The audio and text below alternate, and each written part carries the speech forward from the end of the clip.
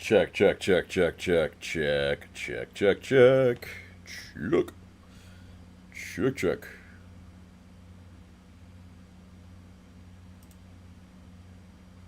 Check. Awesome.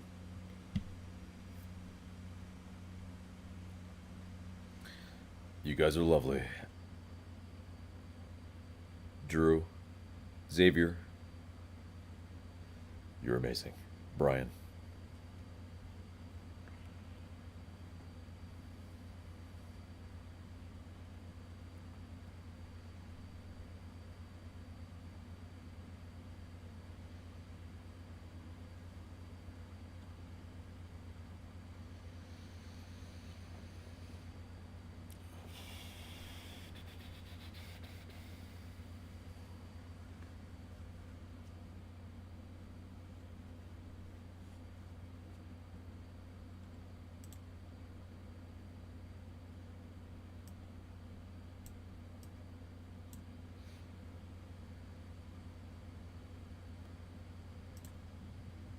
All right, everybody. It is your boy AJ. We are Atlutd FanTV, and it is a 2-3 loss to Charlotte FC, our rivalry match. And yeah, we lose our 5th straight at home. 1 win in 11 games. It's pretty bad right now, and yeah, you have a Inter Miami match that we won, kind of in between all that, but it's just not good enough. This is really bad, and yep. Thank you to everybody that has already shown up. Yes, we will get to the chat very soon and have our guests on. But yeah. Definitely much love to all you Patreon members for us. Yeah, you definitely help us immensely, and we love you so much. So, yeah, give some shouts out to the ATL guy, Xavier Sosa, Kamek, Brian, and Drew. ATL guy says, lightest crowd I've ever seen. My brother, who never watches but sometimes go to games, said the same thing. Crowds are getting smaller and smaller now. And Kamek says, you never walk alone. Apparently there were 61K people there.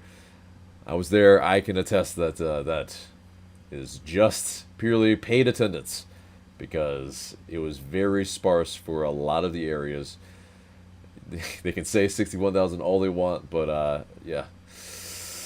Yeah, Upper Bowl open, but yeah, it looked like a very much Sunday night that just people had better things to do. Can't really blame them. You know, we scored the first goal, and yeah, we basically crapped the bed. And you know, whether you thought the ball was over the line or not, whether it was a good process, I mean, it's like a few minutes later that the actual VAR intervenes, but yeah, nonetheless, it really puts a sour note in kind of that start. Then they go up 2-1, then they go up 3-1. We pull one back. Silva looks lively off the bench, but yeah, it just, that second half when we came out looks completely flat. Looks completely where, I don't know what the halftime talk is, but you know, this is part of coaching. You have to galvanize your guys. Yeah, it was probably a little demoralizing, but you're at home. You cannot lose the 5th straight game at home, and yet we come out completely looking like we're not at home. We don't have energy. And we lose the 5th straight game at home. Yep. All right. So more into the chat here. Yeah, keep it coming, guys.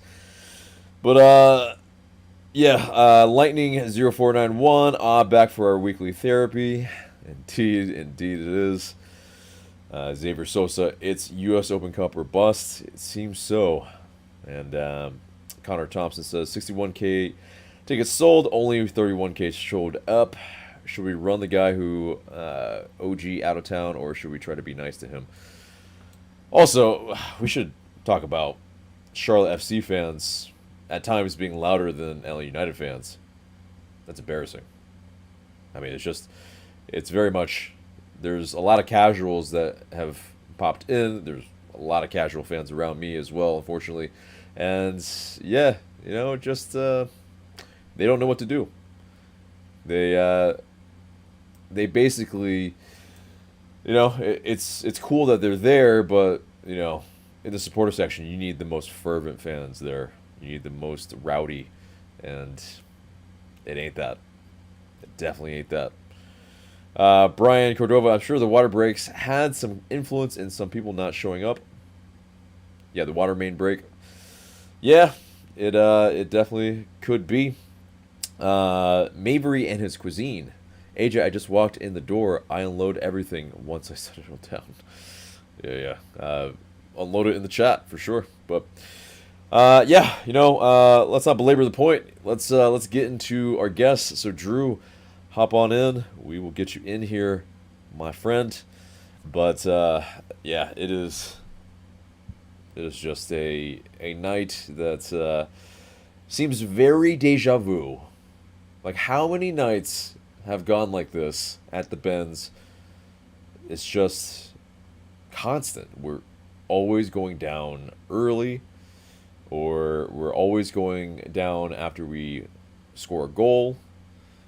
We can't keep leads. Like, we find new ways to lose. And it's also where there's an aspect of it that it's getting really, really old seeing the same movie over and over and over. I mean, it's like seeing The Room. I don't know if you guys know the movie The Room, but it pretty much feels like watching that movie. Some colloquially call it the worst movie ever made. And I don't know if we're quite the worst movie ever made, but we keep sliding down the standings here, and it's just getting worse and worse. But yep, we've got Drew, and I'm gonna fix your video here because it is a little bit low. But go ahead and give me a little mic check. Yep. You hear me? Sweet. Yes, I can hear you. Cool. Awesome. Yeah, now you're not like just in the depths of this. Yeah. Hopefully. Oh no. Yeah, you're like the neighbor from what's his face? From Home Improvement. Oh yeah. Okay, Yeah, I get that reference. Yeah. Man, I'm old. Anyway, but here we go. So, Drew, welcome. Let us have your thoughts. Terrible performance again. It's just, how can we not get a win at home here? It's ridiculous at this point. We look like a completely different team. Yeah, Charlotte is more of a team that likes to sit back and counter, but this lineup should have done a lot better with all the chances we had. The thing about how we played against Miami is we were able to spread the field and spread them out and then take them on at speed. And we just looked like we had no idea what we were doing, and we were just trying to possess the ball again. And we've proven that doesn't work for us right now. And we just keep banging our head against the wall and expecting something to happen. Right. Yeah, we're just not technically good enough in a lot of things. But yeah, in small spaces, in creating chances that are clear-cut, that we can put away. Obviously, we had a lot of chances in the box. We can't seem to be putting away those boxes or those shots very well at the moment, besides Thiago Almada in this match. Xande Silva, yeah, it was in the box. It was, I feel like it's one of these things where Yeah, we'll see Shauna Silva score a goal like that, here and there. But can we replicate? Can we continue to, do this constantly? It doesn't seem so. Uh, yeah, we just lack the clinical ability inside the box to put Yep. away most of these chances. Because there were chances. We are just not a team that look confident that game to game we can make sure that we do the right things. We're just not doing many of the right things defensively, in possession, to where we're incisive. Like, we're not incisive at home. Like, it's very much we pump it over to the wings, and yeah, it just doesn't look like anything that we want to see as fans. But yeah, what else? What else did you see?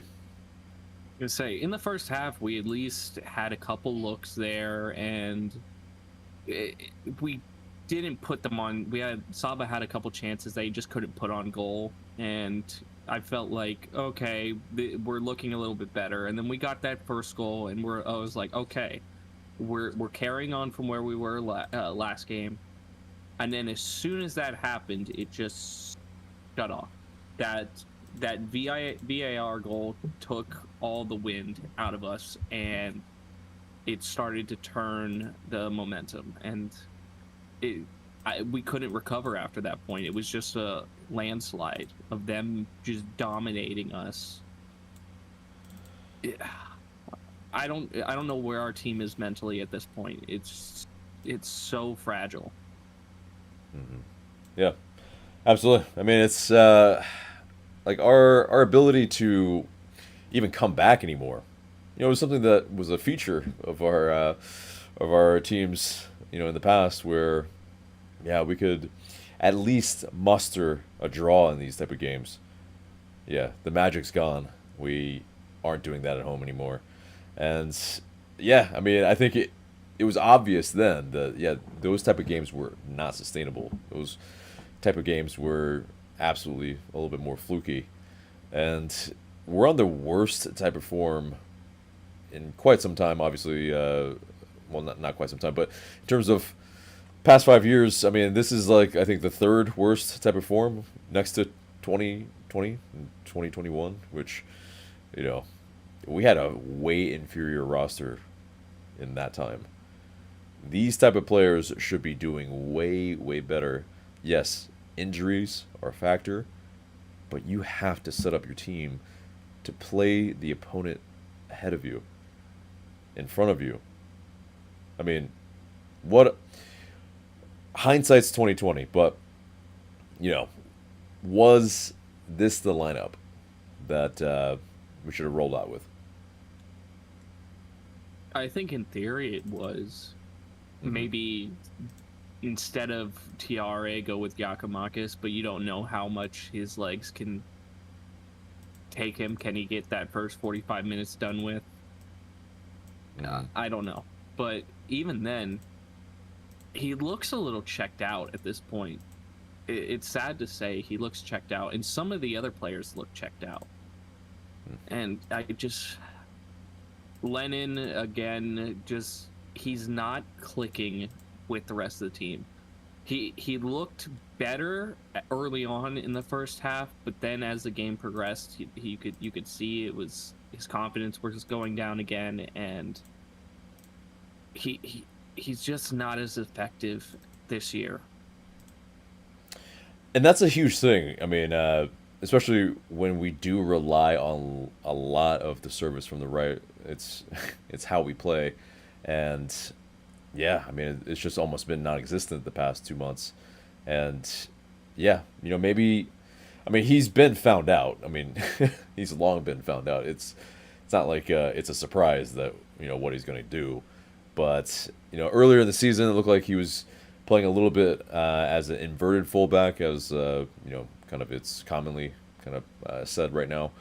But which I have a kind of bone to pick with the inverted fullback phrase, but everybody at least knows that, at least knows that it's kind of said that way. But Either way, he's not popping up those spaces anymore. It seems like, it's pretty much as a wingback here, he's just pumping in balls. He's not cutting inside. It's just kind of obvious what's happening. But Saba popping up in better positions, seemingly should have been really good. But yeah, you just can't miss those shots. Like that third chance, it's incredibly frustrating. That was the best chance of the night for sure. Yeah. 1-on-1. I mean, you got to put it on frame. Got to put it on goal. But what did you think the VAR call on the goal for them? Was it over the line? I was gonna say I thought it was BS because I don't see a shot that definitively puts the ball over the line. Yeah, you can feel like it, but the call on the field was no goal. So at that point, it's on VAR to definitively prove that the ball crossed the line. And you got the one shot that looks like it is, and you got two other shots that looks like it's not. And then at that point, you're going, okay, we're just guessing at that point. But it all goes back to the topic of we need goal line technology, especially if MLS is trying to be a league taken seriously here. That's something that is a must. Mm-hmm. Yeah. Yeah, I mean, it's it's not foreign to MLS either, though, in terms of it's not anything new. It's not like, as far as referees and there being grievances with referees, it's every league has it. But yeah, not to have goal line technology is, yeah, pretty egregious. It's if we want to be a top league, I mean, it's like baseline. No pun intended. You gotta have that. Like, have it buzz on your referee's wrist on the stopwatch, and then if it's over the line, then okay. But yeah, I mean, it's obviously, though, this is like the least of our problems. I mean, it's one of the things that, sure, we can complain about, but it's we can call it unlucky, we can call it everything under the sun, but I mean, like I mentioned, we're finding new ways to lose, and it's just exactly. It's a new thing every single week. But let's get into the chat a little bit. Chris James says AJ, it needs to stop. Yeah, I mean, it does. How do you suggest besides Pineda out, because it seems like Garth Lagerwey isn't maybe that interested. Definitely doesn't seem like Carlos Bocanegra is interested in, making a move, because it puts the heat directly and straight on him if he goes. If Pineda goes, I mean, if Boca isn't out the door at the same time, yeah, he knows. He knows that he's on the hot seat next. Jack Dickens says, might as well skip to the next season at this point. GG and Amada gone in the summer. Things are looking very bleak. I don't know. Yeah. It's kind of all uphill from here if you can make the moves. But, if you persist. Will it be in time, though? Exactly. That's the problem. Right. Yeah. The main thing is that, as far as if Gonzalo Pineda is still in the job, and, even if we break through and get to the playoffs, because this, MLS is very forgiving. We know this, but yeah, if we had won tonight, we would have gotten into ninth place. So, okay, you sneak into a playoff spot. Like, it's fathomable, but that's not the goal. That's not the objective that the team set out this season. Top 4 side, home playoff spot. We're miles away from that right now. And on paper, this team should be a top 3 team, but we look like a bottom dweller at this point. Yeah, with the form, with the confidence, with our home form. I mean, that's definitely for sure. It's ridiculous. Yeah, but Lex Zone 6 says, I think it's pretty clear the Miami match was a fluke. I mean, it's not a fluke. It's just that we were that trap game for Inter Miami. Like us, the way we set up, we're good on the counter. When we have space, we can be effective. But when we try to possess, that's a huge, huge problem that we just, the minerals from the coach, he doesn't have them. He can't do it.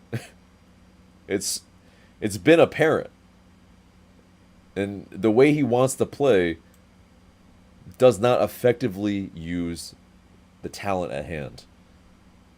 But Chris James, the game should have been 3-0 at the half. Should have been, could have been. Yep. We constantly miss shots that, I mean, even just one of them is 2-0. Yep, exactly.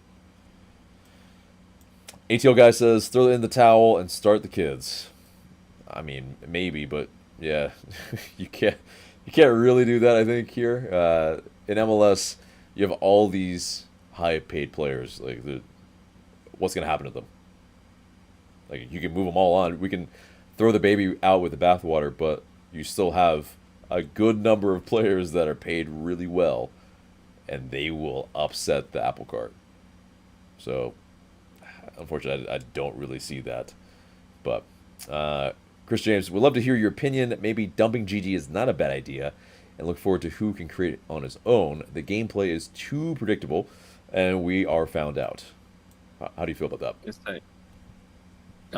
I actually kind of am starting to agree. I think it's time to kind of dump off some of our dead weight at this point. GG has to go at this point. He looks unhappy at this point, and that's not a good sign for us. Mascara's got to go. He's making way too much money for what he is. Almada, if you can find the right buyer, he's gone. Maybe some other players, maybe a Silva, maybe, I don't know, but some of these higher paid players that just don't seem to be effective for our team right now need to go, and then we start to build from there. Because our back line isn't bad. We're losing, but we're not getting blown out. We look solid most of the time. So you've got your back line, you've got decent midfield. Now you just got to build the front out. So yeah, you're suggesting blow it all up. That's interesting, very very interesting. I mean, but yeah, I think it's also this. It's like, you have the people that might be saying, okay, it's not time yet. Pineda, he's not missing these shots. He's not causing these mistakes, right? He's not, switching off as a defender. But that's the thing. The counterpoint to that is also, at least for me, and you can address it right after, but it's basically, if you see these issues, though, well, then we have to work on them. You can work on the clinical ability of players. Yes, they still, if they miss, it's still on them. It's, but you absolutely can get them more confidence. I wonder if there are, the drills, the training that they're doing that, can kind of build up their confidence, so that they're feeling like they are supported when they're missing these many shots. But yeah, how would you address that? I agree completely. It's part of his job to prepare for matches, prepare the players so they are performing at their best abilities. Yeah. And the players aren't at this point. They look shaken. They look like they are lost. They look like they are downtrodden all game, every game. And that's a problem. That means that something is not happening to help them get out of that slump. I thought it would have been that we might have been able to get out of it with that Miami match, but you could already see that first goal goes in and the heads drop immediately. That's an issue. That's an issue with the staff not being able to get these players to the state of mind that they need to be. Yeah. Because especially it's collectively. It's not just like one or two players, and when you see the heads drop it, I mean, it's basically this. Because the heads are dropping when you have a good coach, you don't drop you don't drop two in a row. You don't start streaking the wrong direction. You lose a match, you basically you rectify that as much as possible in the next match, and you figure out ways to win so it doesn't continue the slide. And I mean, we're winning games that we shouldn't, and then we're losing games that we should not.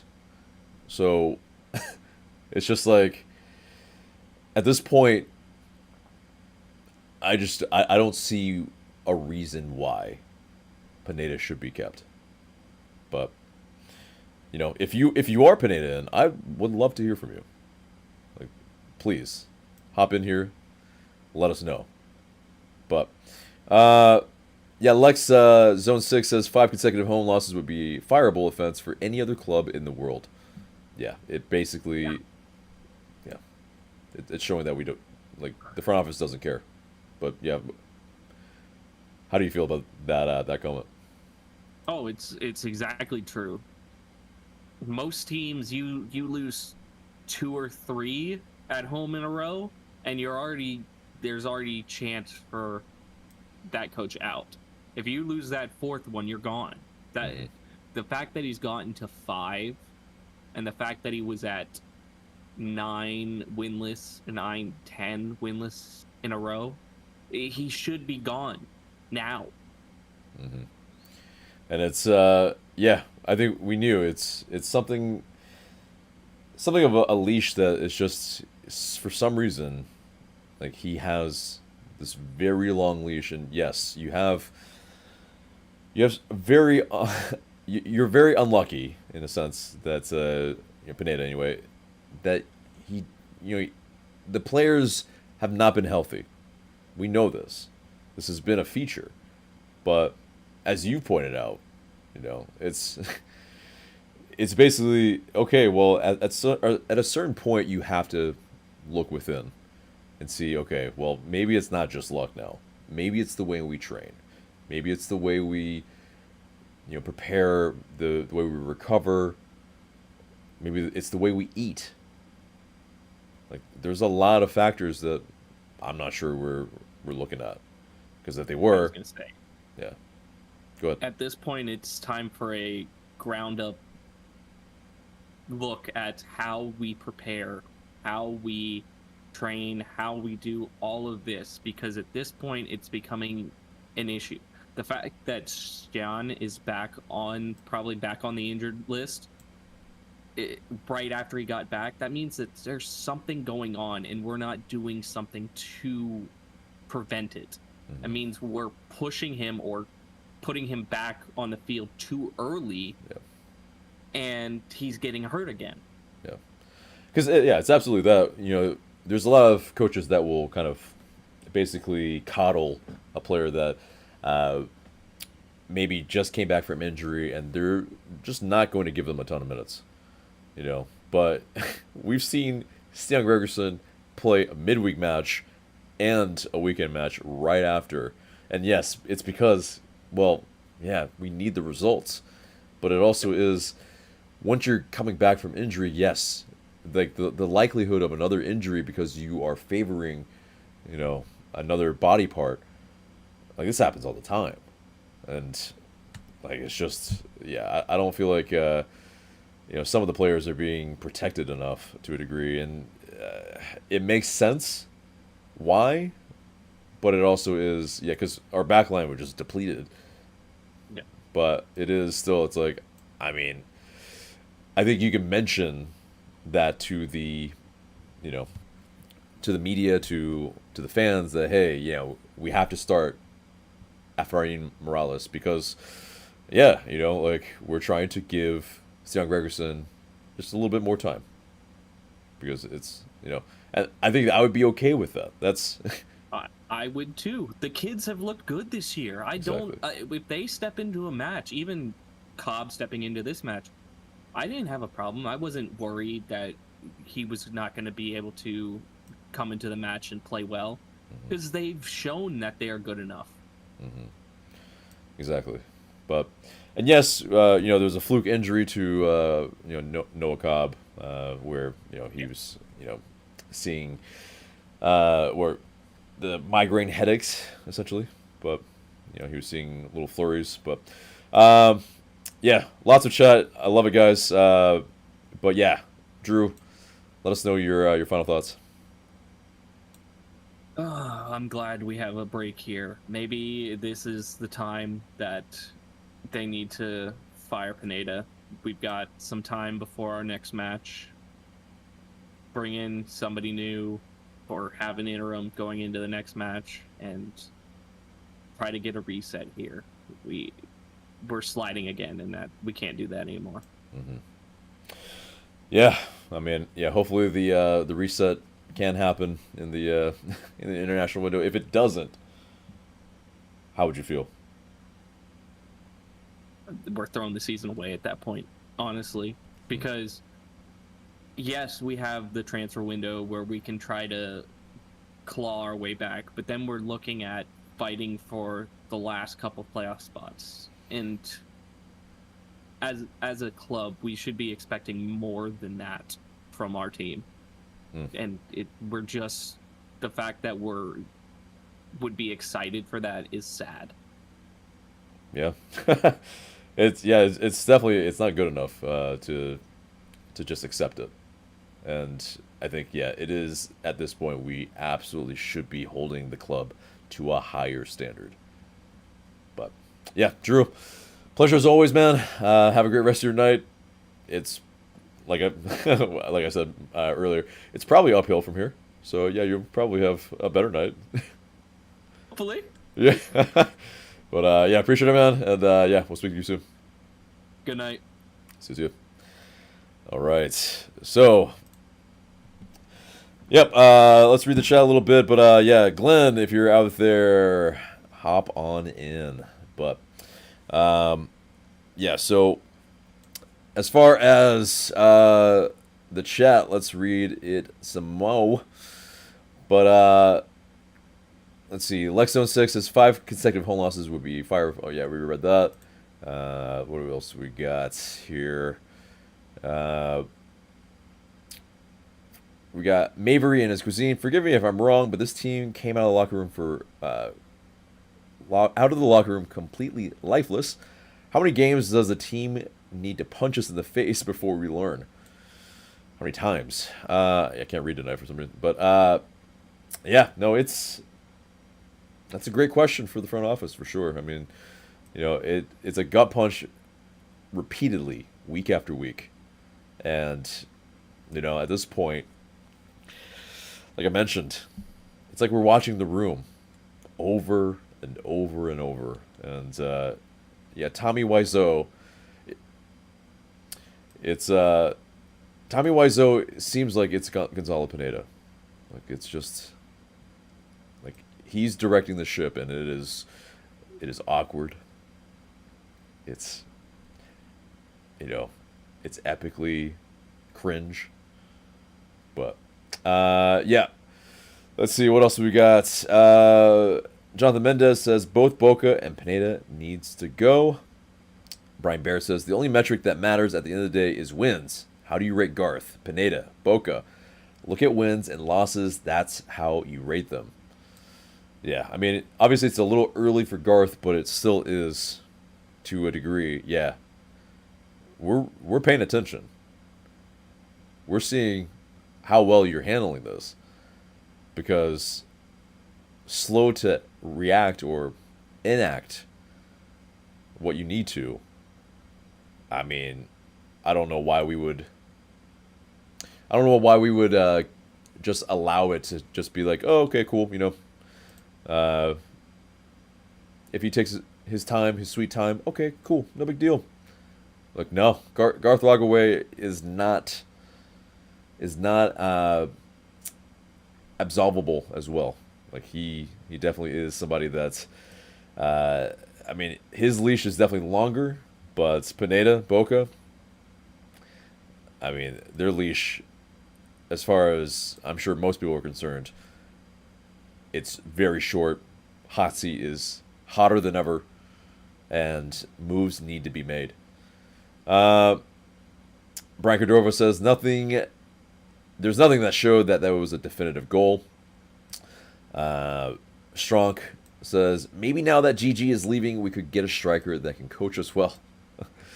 Yeah, I don't know. Like Wayne Rooney was maybe the last person that I know that was kind of a player coach, and that didn't really go too well. So, not a huge sample size for any of that, but it is not a thing that I think should be kind of employed anytime soon. But yeah, Mabry in his cuisine says, all right, first things first, give credit to the Charlotte fans. They fathered us. I mean, they go home able to banter us. It's kind of annoying if we're saying this is the rivalry game and all that. I mean, we didn't back it up, and frankly, to address that bit, the whole forced rivalry, because it absolutely is. Let's just be honest. The people are not paying attention to Charlotte enough that we know their mascot. Like it's. The video that they put out, it's like, okay, all right, like you have to do a little bit of research to like, okay, this is what they mean. Charlotte fans got it more than we did. Like, it's just, who's actually following Charlotte like that? I mean, it's just if you are, more power to you. But I think most fans are not going to be, especially that young of a team. They haven't done anything, but yeah, I mean they beat us tonight. Okay. Newman 917 says top four was goal last season also, but we're still playing possession ball. See, possession ball isn't the problem if you do it right, but the problem is we don't have the players that have the technical ability to be able to play in the middle. And so we don't have players that are brave enough. Essentially, we have players that, okay, yeah, they're going to skirt responsibility. They're going to move it out to the wings because there's more space. Because, yes, if you're in the middle, you get tackled or you look bad, it's something that they don't really, they don't want to draw the ire from, the fans or their coach or anything like that. But it is. We don't have the enough players with that technical ability to operate in the middle. Xavier Sosa says the biggest red flag was signing Boca to a multi-year contract. That's for damn sure. Well, that shows why we have been a laughingstock, 100%. I mean, how much has Carlos Bocanegra been able to fail forward? Like if we all had this kind of job security, man, be quite a life, right? Still be the VP of a company, you guys are basically hemorrhaging fans for 5 years in a row. No big deal. It's insane that we've got to this moment. Lex Zone 6 says, but do you trust this front office to find capable replacements for these players? That is a big point. If Gigi, if Almada, it's like, okay, yeah, we found those guys to bring them in, but okay, what have they done for us? Unfortunately, nothing. Mabry in his cuisine says, I agree that Gigi needs to leave. Almada is starting to feel like PT 2.0 because no one in Europe wants to touch him based on the last half season of performances. I mean, yeah, at least as far as this season of performances, yeah. But So yeah, I don't know if Glenn is having technical issues, but Bill Gluckman, if you want to hop on, now is your time. But Jonathan Mendez says defense needs to be improved. I mean, yeah, we switch off still far too much. And Derek Williams, he even, I mean, he mentioned it past in the press conference afterwards that yeah, the second goal was on him. So taking accountability, I can appreciate that. But yeah, I mean, it's not like it's been something that has happened to Derek Williams a lot yet. But yeah, I mean it's I think a little bit more system based. But Maverick and Cuisine, a few weeks ago I said that we should give this coaching staff until the end of our US Open Cup run to fix the problems on this roster. I might have spoken incorrectly on this. Boca Negra needs to go now. Well, Boca is not part of the coaching staff, but yeah, I get you. Yeah, I mean, I think personally, Pineda and his staff need to go. Boca needs to go. But the ATL guy, I would agree it's time to blow it up and let Garth build a team from scratch with input from the manager. Yeah, I mean, but that's the thing. It's the whole manager thing. You know, that would be an upgrade to the role of what is currently in place. The head coach usually does not have the say on the players. That's why you have a technical director. It's the more modern way that teams operate now. Obviously, you know, maybe not obviously, but the teams of yesteryear, the manager, they would be the ones kind of having the final say on, you know, who's actually brought in and what type of roster is in place. But now it's all kind of where, you know, you can let go of a head coach and, you know, you still have kind of some continuity. But I think we've seen that this is not that effective when you don't have the right pieces in place. Brian says Pineda out. Mabry says Drew briefly mentioned it before I posted this comment, but these players don't even seem like they care about winning. Yeah, I mean that, or I mean, you know, people clapping, like the players clapping the fans after the game. Yeah, you had Goose, you had maybe a couple of the other players, but when you put forth a performance like this, where you, yeah, basically it's your fifth straight loss at home, I want to see every one of the team embarrassed, but also clapping the fans, because it's like, it's unacceptable that they basically, yes, you know, they always look like they're trying at the last part of the match, but unforgivable for them to come out of the half completely flat at home when they've lost fourth straight. Yeah, Chris James says maybe knows where the bodies are buried. Yeah, possibly. Mabry says you shouldn't have to coach guys to show passion. You have to bring in guys who have that in their DNA, and this is on Boca's poor scouting. Yeah, I mean, Boca isn't necessarily the scout, obviously, but he is the person that makes the decision of who to bring in and convinces not only Garth Lagerwey, but also you know, Pineda, that these are the players that we should bring in. Obviously, Garth Lagerwey has been having a little bit more of a say lately, as he's kind of been that type of role in previous years in Seattle. But ATL guy says the kids will be hungry when they step on to the field. I mean, yeah, if there's competition for places in the sense that, okay, if the kids are doing well, but if they continue to, you know, kind of give the type of performance that we see here, I'm not sure that's really going to help things either.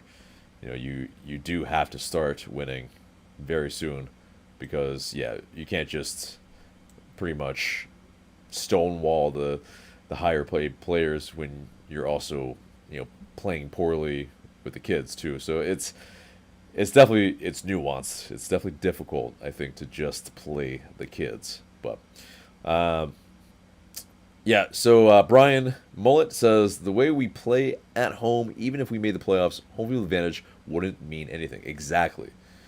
I mean, in yesteryear it was a fortress, but is there any faith? Is there any faith in us doing any business at home? Not with this. Not with the head coach that we have in place.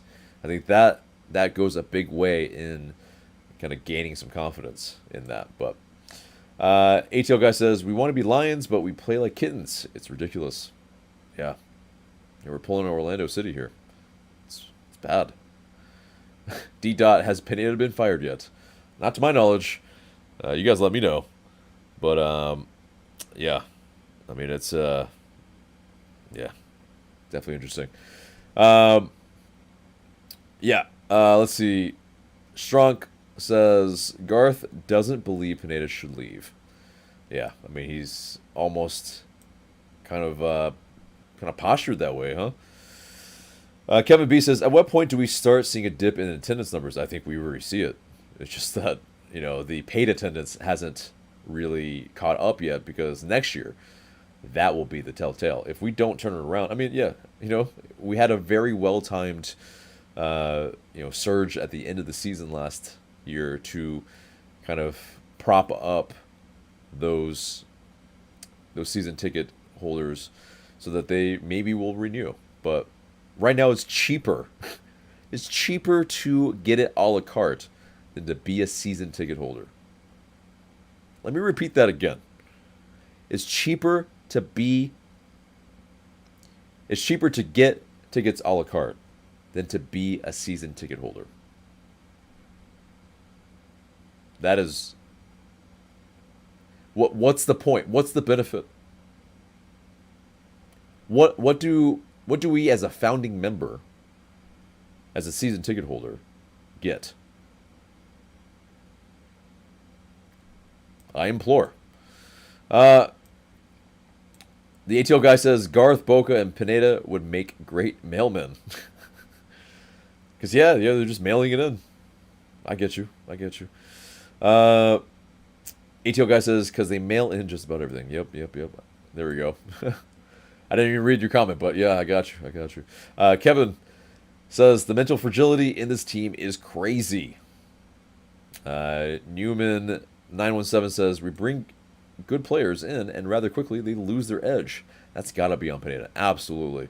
I mean, another case in point is Mosquera. He went on loan, didn't have the best loan spell, but he came back, looked like a new player, and then he spends more time with Gonzalo Pineda, and yes, he, a very egregious back pass, but I mean, yeah, he looks like a complete player that has, not a complete player, but he looks like a player that's completely lost confidence, and I don't see the reason why we should even be bringing Mosquera on later in matches right now, like absolutely doing nothing.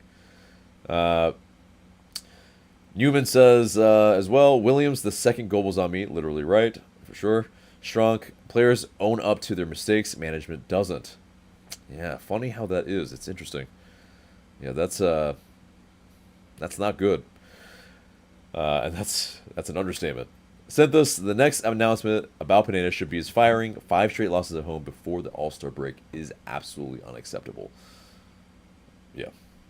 I mean, obviously it's not before the All-Star break because, yeah, we will have, a match in June. The All-Star game is in July, but still, the point stands. ATL guy says, to me, Stian is the best signing. He shows effort and desire to play hard.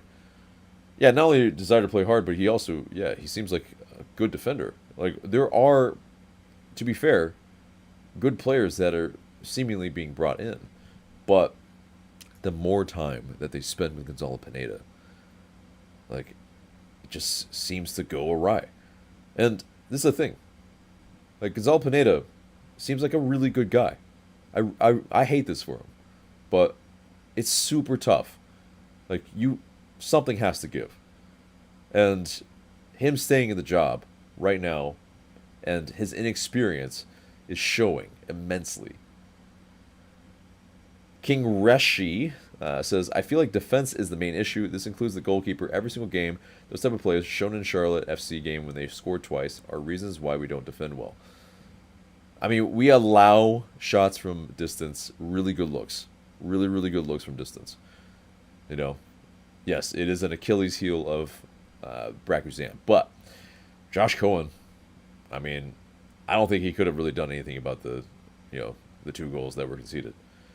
Yes, it is ultimately on the goalkeeper as well, to stop those shots, but I don't think he could have, honestly. But, yeah. Get your comments in. I don't think we'll go too much longer if it seems like the guests maybe got lost. And so that's okay. But, we'll wrap it up here if not. But the ATL guy says, I think Pineda might be too nice. You got to have tough love. Yeah, I mean, there is an aspect of that. I feel like that, he was trying to build a connection between the fans and the club. The move to allow fans to be at the training grounds and all that for, some special occasions is good. But ultimately, it comes down to winning. It comes down to if you are effective at your job. And it's clear. It's very clear at this point. Newman says, the more time they spend on Pineda, things seems to go awry. Yeah, exactly. King Reshi says, by the way, this is a W stream. Cheers, King Reshi. But, yeah, something's got to give, man. It's time. It's like, if something doesn't happen in this international window, how will you guys feel? Like, it's, for me, it pretty much, the faith in the front office, and largely the club, it's waning. It's waning in that faith. Because, yeah, I mean, they're proving week after week, month after month, year after year, that they're not caring about what the fans are wanting. And yes, you don't ultimately just only cater to the fans. But, yeah, it just all seems very much bottom line, baseline, are we making money? Yes. So, okay, did we kind of save face? Yes. Okay, well, we'll just go with the status quo. All right, guys. Well, yep. Get your last comments in. I will hope that the club makes a move. I mean, I think the next move that's going to be made is probably Yorgos Giacomakis moving to Cruz Azul. That's probably the first move, but that's not the move we're talking about. Yeah. Last comments here. ATL guy says, I'll pretty much be done watching this club. Jersey goes back into the closet for the rest of the season. I mean, yeah, that's tough on everybody. Because this can't be good for business, right? I mean, do they think that, the optics of this are good? Do they think that okay, yeah, we have another season where, okay, maybe we can make a late season resurgence. What does that achieve? It's not what you set out as for a goal. But, yeah, all right, let's see. What else do we got? We got Watching Crow says, MLS doesn't make this any better. You don't get punished for being horrible. Yeah, you don't. I mean, MLS is definitely a culprit here. I mean, it's every bit of it is that you have a very soft underbelly. Basically, so many clubs can just be really, really bad and sneak into the playoffs or not have any ramifications for doing poorly or being wooden spoon. Besides the shame of it, sure. Okay. Maverick says, yeah, this isn't personal. It's a business statement and club standard. Make the moves that must be made. Don't forget the fans who made you. Absolutely. I mean, this isn't like a self-aggrandizing type of thing. But let's just be honest. They always say, oh, yeah, it's like we do this for you, the fans. We wouldn't be here because of without you, the fans. Yeah, it's a symbiotic process. Right now, it doesn't really feel that symbiotic. It feels like they're just leeching off of these fans, and they're, largely the reputation of yesteryear, the faith from casual fans to kind of, oh yeah, we'll go to these games because we hear it's a good time, and then they show up to it, and it's like, what is this shit show? Disc B, I'm really contemplating not watching until Pineda's out. He won't even play our first team in Open Cup, and will wash out next game if he isn't fired. Just no hope in ATL United's future like this. Yeah, I mean, absolutely. It's just moves need to be made. Xavier Sosa, since I sat in the supporter section, there were some fans that lost faith in this team. It's sad, for sure. Sorry for the negativity, but we all agreed the pain has to stop. Yeah, we're all in pain. This is the thing. It's like we want this pain to stop. We're passionate right now, but when the club starts losing the fans that are passionate, they're in trouble. Mavery says, AJ, I hope to see you off the grid. Yeah, I know. The earlier this week went off the grid, but wasn't enough. It's come back, and yes, you get an Inter Miami win, and yeah, you get a little bit of good vibes, but yeah, right now, man, it's tough being a fan. And yes, we're LA United, win, lose, or draw, but I mean, it doesn't mean that some fans aren't going to find some better things to do on, say, a Saturday or Sunday night if the calling comes. I don't blame them. But the crux of it is we need to get back to where it's appointment viewing, where it's, yeah, you can't miss this game. If you miss the game, man, you missed a banger. You missed a ridiculous goal. You missed an incredible performance. I mean, it's not really that right now, but all right, guys. Yeah, really appreciate you guys for hanging out after the game. I mean, yeah, you guys are amazing, and yeah, much love to each and every one of you guys. Make sure to like, share, comment, and subscribe if you're new here, and yeah, like the stream as well. Definitely don't freeload. Help us out. It helps get it to, the fans that need to see this. The fans that can make their voices heard even louder. This platform is for you guys. So we do it for you guys. There's some new fun things coming up on the Patreon. And yeah, there's some very exciting kind of card packs that, will kind of be some fun entertainment at the very least. So yeah, while the team might be pretty ass right now, we at least we're doing our best to dip and dive and create some new things for you guys. So yeah, much love to you guys. We will see you soon. Yeah, obviously the international break is coming up.